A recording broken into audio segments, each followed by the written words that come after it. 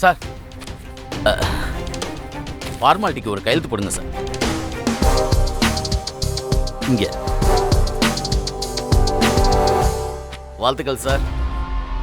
Sir வாழ்த்துக்கள் வாழ்த்துக்கள் sir. வாழ்த்துக்கள் சார். போலீஸ்காரனோட பவர் தெரியாம என்கிட்ட விளையாடிட்டாங்க. அந்த பவர் என்னன்னு நான் அவங்களுக்கு காமிக்கிறேன்.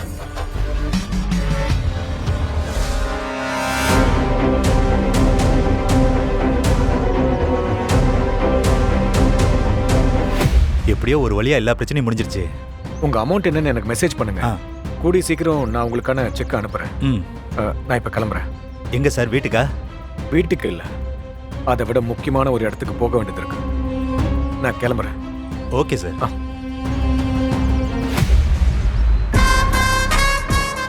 இளமதி, என்ன தூக்கி உள்ள வச்சிட்டோம்னு நீங்க 2 பேரும் குஷியா இருக்கீங்களா? விட மாட்டேன். உங்களோட நிம்மதியை கெடுக்கிறது தான் என்னோட முதல் வேலை.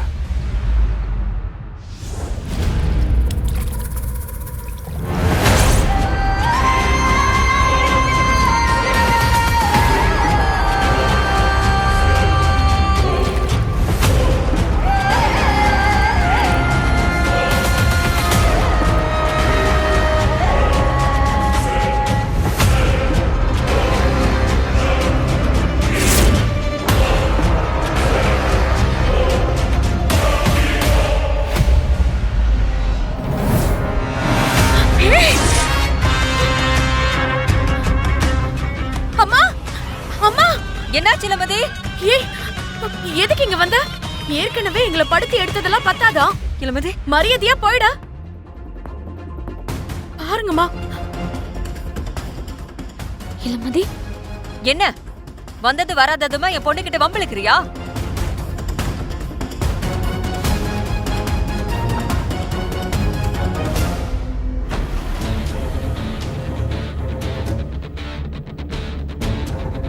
சொல்லு பெருசு. பரமா, ரிஷி இங்க வந்து பிரச்சனை பண்ணிக்கிட்டு இருக்கான்ப்பா. ஏய், ரிஷியோட ஆட்டம் ஆரம்பமாயிடுச்சுல்ல? சந்தோஷமா இருக்குல்ல? எப்படிமா வெளியே வந்தா? ஏய், அதெல்லாம் நமக்கு எதுக்கு?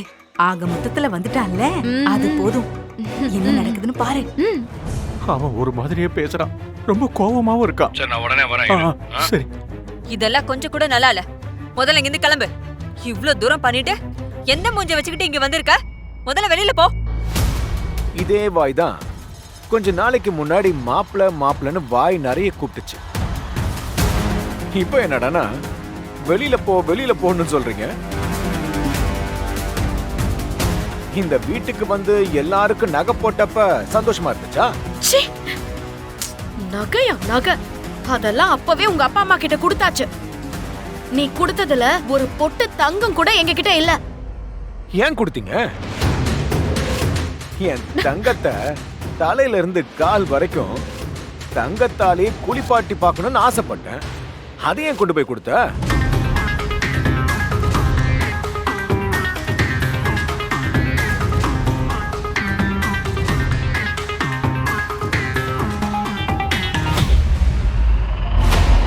இந்த பார், கல்யாணம் நடக்குது இல்ல அது வேற விஷயம். ஆனா நீனா எனக்கு ரொம்ப பிடிக்கும் இளமதி. அதனாலதான் ஜாமீன்ல இருந்து வெளியில வந்ததும் வீட்டுக்கு கூட போகாம நேரா உன்னை பார்க்க வந்தேன். இப்படி பேசுறதுக்கு உனக்கு வெக்கமா இல்ல? இத கேட்க எனக்கு உடம்பெல்லாம் கூசுது. ஏன் கூசுது? இவ்வளோ அன்பு வச்சிருக்கன்னு வெக்கத்துல கூசுதா? தம்பி, இதெல்லாம் சரியில்லை. நீங்க போலீஸா இருக்கலாம், அதுக்காக இப்படி அடுத்தவங்க வீட்டுல புகுந்து கலாட்டா பண்றது கொஞ்சம் கூட சரியில்லை. அடுத்தவங்க வீட்டுல கலாட்டா பண்ணதானே தப்பு. நான் கட்டிக்க போற பொண்ணு அவகிட்ட பேசுறதுல என்ன தப்பு இருக்கு? சார், அவளுக்கு பிடிக்கலன்னும் போது திருப்பி எல்லாம் அப்படி சொல்லாதீங்க. அதான் கல்யாணம் நின்னு போச்சுல. ஹலோ, சம்பந்தம் இல்லாம ஆஜராக கூடாது. இது எங்க குடும்ப விஷயம். இத நான் எங்களுக்குள்ள பேசி தீர்த்துக்கிறோம். நீங்க கொஞ்சம் அமைதியா இருந்தாலே போதும். ஏய், அமைதியா இருடி. ஏண்டி இப்படி வாயை கொடுத்து வாங்கி கட்டிக்கிற?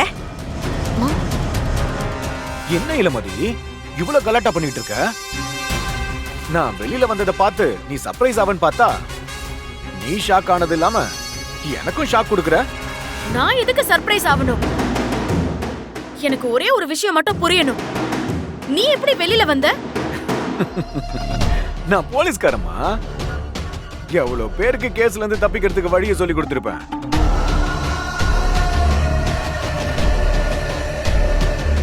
என் மேல கேஸ் விழுந்துருச்சுன்னா சும்மா அப்படியே போய் உக்காந்துருவோமா?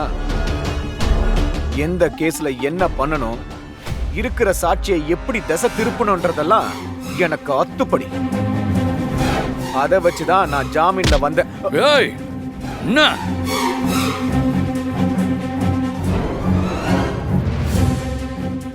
ஏன் மாமனார் மாமியார் வீட்டுக்கு நான் வந்திருக்கேன். நீ என்ன ஏய் ஆய் ஊயின்னு கத்திக்கிட்டு இருக்க? வேணாம் ரிஷி, மரியாதையா வெளியே போயிடு.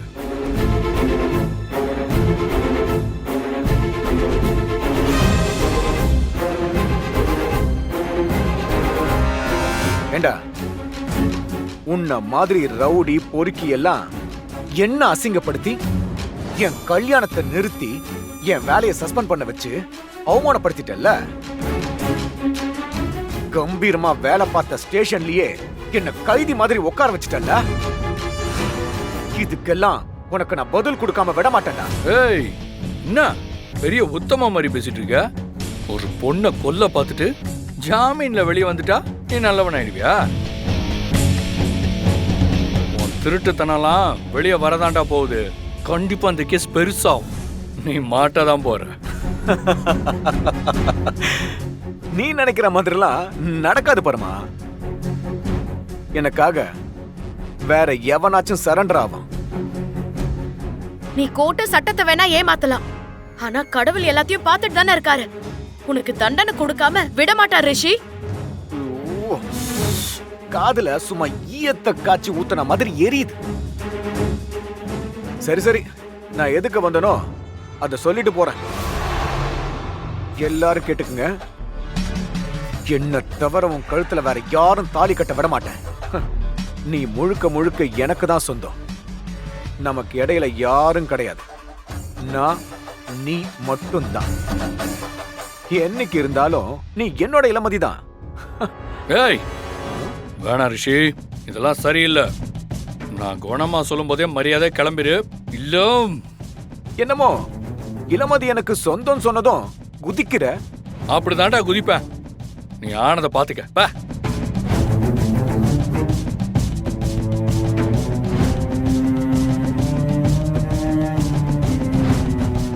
இத பாருங்க, உங்க எல்லாருக்கும் சொல்றேன், இளமதி எனக்கு மட்டும்தான்.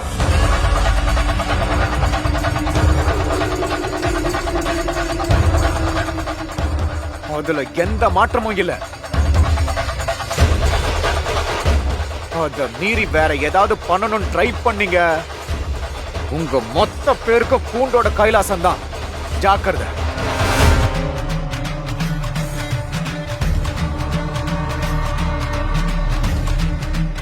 போறேன்னு நினைக்காதீங்க, திரும்பவும் வருவேன்.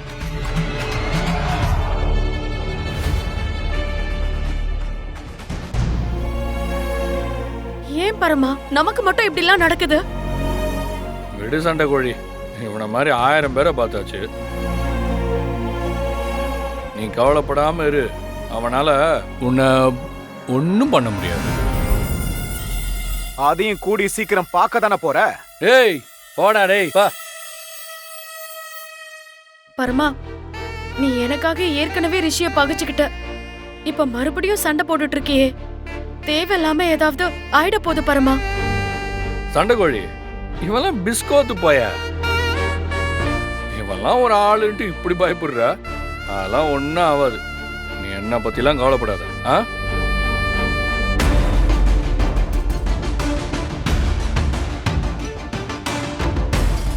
உனக்கு என்ன பிரச்சனைனாலும் தயவு செஞ்சு எனக்கு ஒரு ஃபோன் மட்டும் பண்ணு.